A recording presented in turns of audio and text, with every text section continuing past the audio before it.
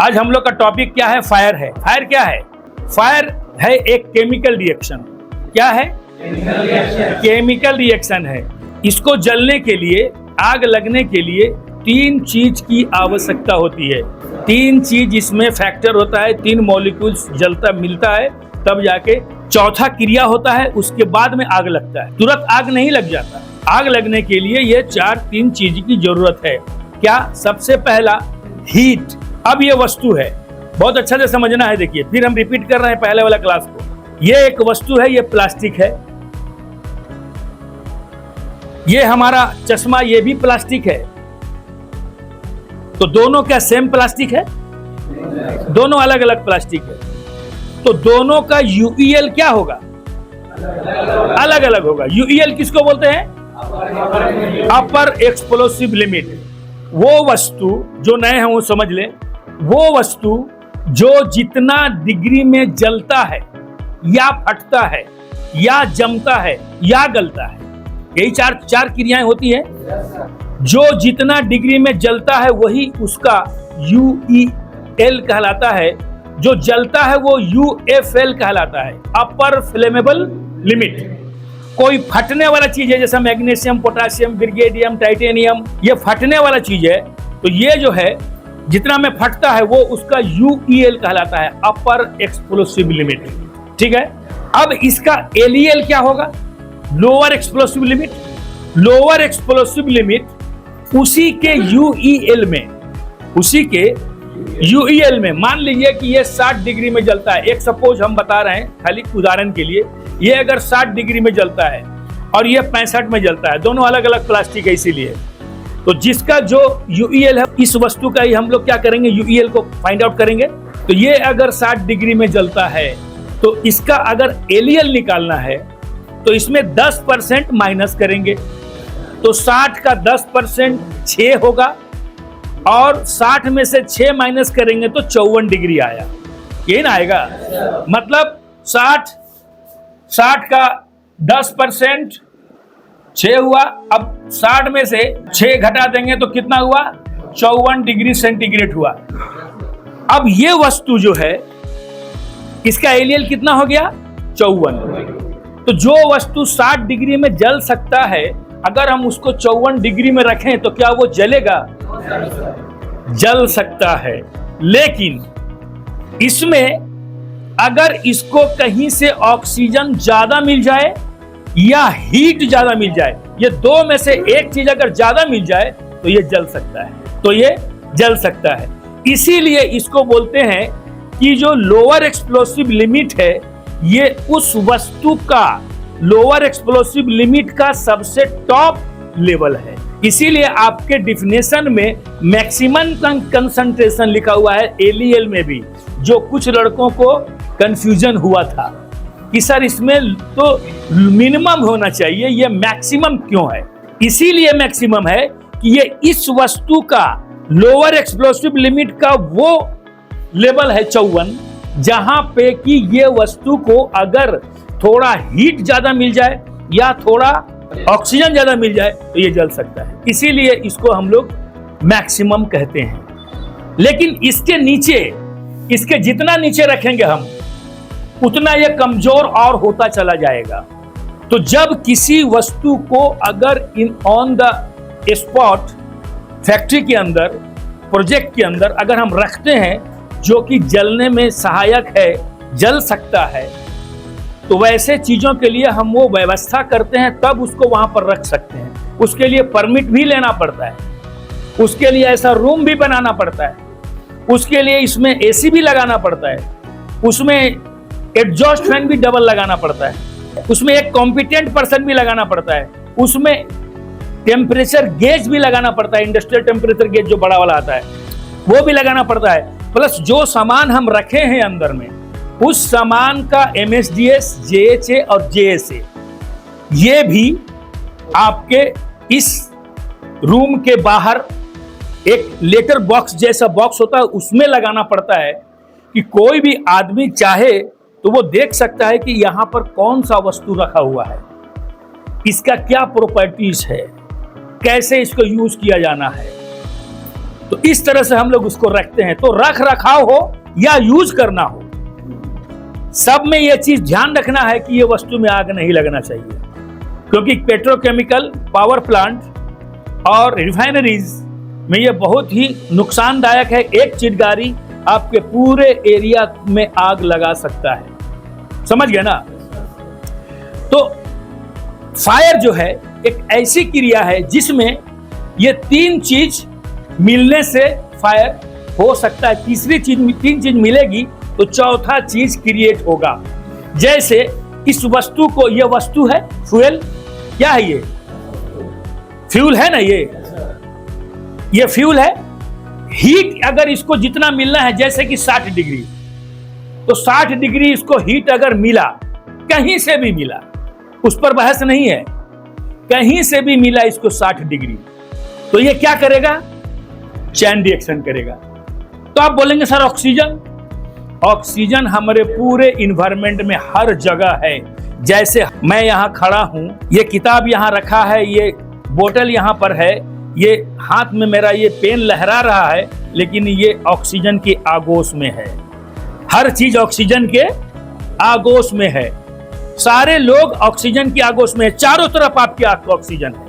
हम एक आदमी, अगर इस आपको देखे होंगे आप कि अगर ये दरवाजा हम खोलते हैं और उधर एक दरवाजा है, तो आप देखते होंगे वो दरवाजा थोड़ा सा हिलता है। क्यों हिलता है?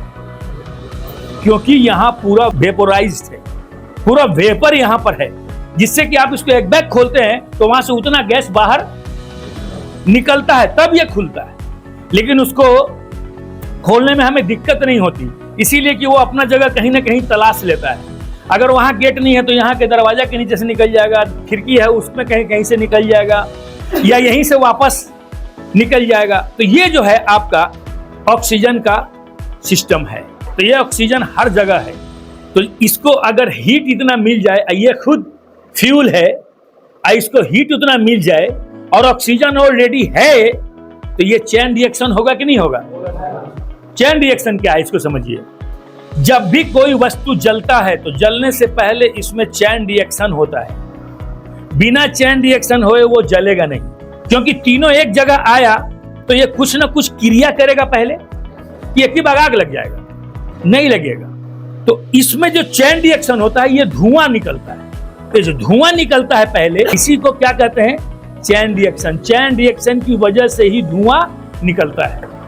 और जब धुआं निकलते निकलते निकलते निकलते कुछ आग का निर्माण अंदर अंदर हो गया और उसको अगर थोड़ा सा ऑक्सीजन मिला तो क्या होगा? भक से आग पकड़ लेगा।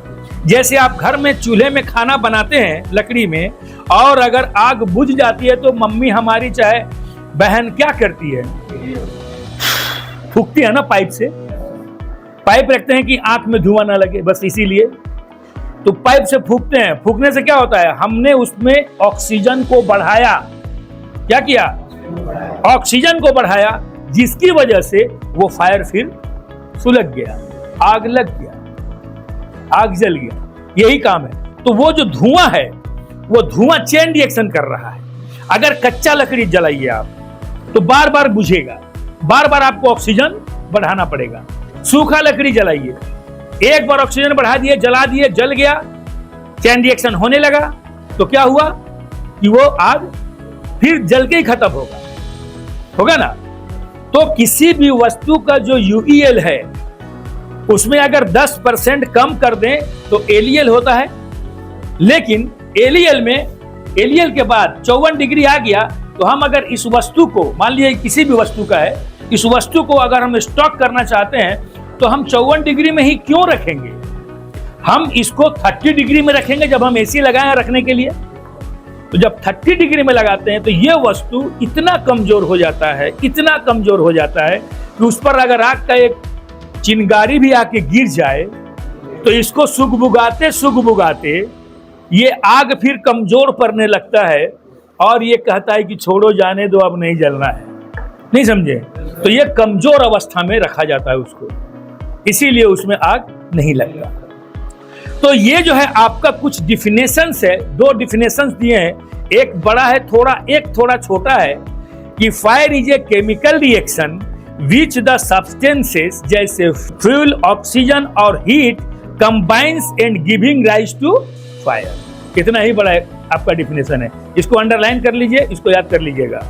इसके नीचे वाला जो है और छोटा है, it is a process of reacting heat, fuel and oxygen together to act fire, है ना। ये इससे भी छोटा है, तो आप दोनों में से जो अच्छा लगे याद कर लीजिए। लेकिन जब ये तीनों चीज आपस में मिलता है तो तीन चीज को केमिस्ट्री की भाषा में टेट्रा कहते हैं, इसीलिए इसका नाम जो है हम लोग क्या कहते हैं, टेट्राहेड्रॉन। इसको टेट्राहेड्रॉन कहते हैं। और टेट्राहेड्रॉन का एक ये है कि आप जो है इस तरह का इसको फिगर बना सकते हैं टेट्राहेड्रॉन का।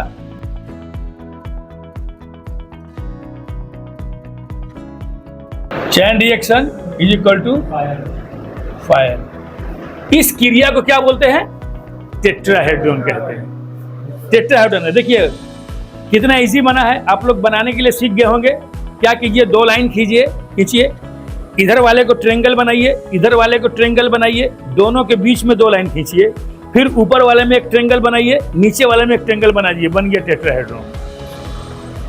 लेकिन अगर आपको ऐसे बनाने बोला जाए तो आप जल्दी नहीं बना पाएंगे, इसीलिए आपको इसको बढ़िया से समझ लेना है कि इसको कैसे बनाया जाना चाहिए, ठीक है, बनाने में आसानी हो। तो ये टेट्राहेड्रॉन कहलाता है, ठीक है ना।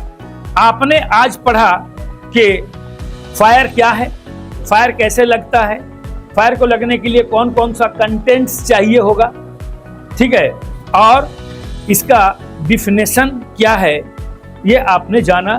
तो आपको अगर हमारा ये वीडियो अच्छा लगता है तो आप इस वीडियो को लाइक करें, सब्सक्राइब करें और हमारे इस इंस्टीट्यूट से आकर के जुड़ें।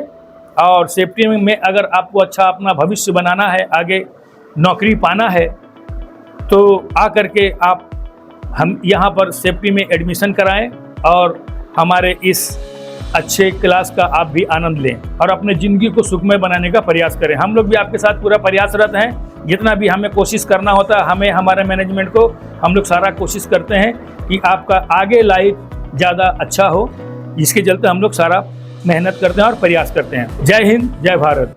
Techno Institute of Technical Training, आपकी उड़ान ही हमारी पहचान।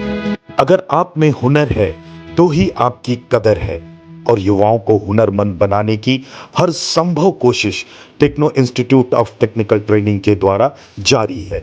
तो करिए अपने उज्जवल भविष्य की तैयारी Techno Institute of Technical Training के साथ। इस ट्रेनिंग इंस्टीट्यूट में बहुत सारे शॉर्ट टर्म सर्टिफाइड ट्रेनिंग कराए जाते हैं, जैसे कि PLC and SCADA programming, instrument engineer, instrument technician, electrical engineer, electrical technician, HVAC engineer, HVAC technician, BMS technician, BMS operator, CCTV technician, fire alarm technician, safety officer, NEBOSH, crane, excavator और JCB operator. ये सभी technical courses रोजगार के अवसर प्रदान करते हैं। Techno institute में 100% हैंड्स ऑन प्रैक्टिकल ट्रेनिंग कराई जाती है और 100% प्लेसमेंट भी दिया जाता है। आज टेक्नो के छात्र देश विदेश के बहुत सारे कंपनी में कार्यरत है। Techno Institute of Technical Training government registered, ISO certified और अंतर्राष्ट्रीय मान्यता प्राप्त इंस्टीट्यूट है। हमारे यहाँ smart classroom, qualified faculty, theory and practical class, hostel की सभी सुविधा है, जिससे बच्चे अपने कैरियर की तैयारी शानदार तरीके से करते हैं। हम उचित काउंसलिंग के जरिए युवाओं को मोटिवेट भी करते हैं। तो देर किस बात की, ज्वाइन करें। हमारा पता Techno Institute of Technical Training, Mango, Jamshedpur, Jharkhand.